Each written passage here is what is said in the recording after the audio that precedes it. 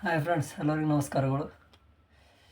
ಏನಪ್ಪ ಇವತ್ತಿಂದು ವಿಡಿಯೋ ಅಂತಂದರೆ, ನಾನು ಬೆಂಗಳೂರಿಗೆ ಬಂದು ಒಂದು 3 ವಾರ ಆಯಿತು.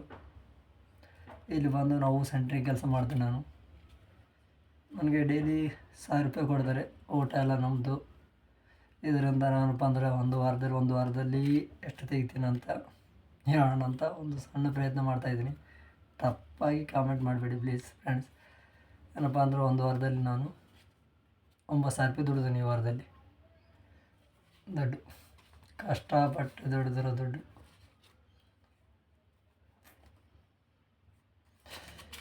ನೀವು ನಿಮ್ಮ ಮೊದಲನೇ ಪೇಮೆಂಟ್ ಎಷ್ಟು ತೊಗೊಂಡಿದ್ರಿ ಏನು ಅಂತ ಕಮೆಂಟ್ ಮಾಡಿ ಫ್ರೆಂಡ್ಸ್. ಆ್ಯಂಡ್ ನಮ್ಮ ಚಾನಲ್ನ ಸಬ್ಸ್ಕ್ರೈಬ್ ಮಾಡಿ, ಹಂಗೆ ಲೈಕ್ ಮಾಡಿ. Okay, thanks for watching.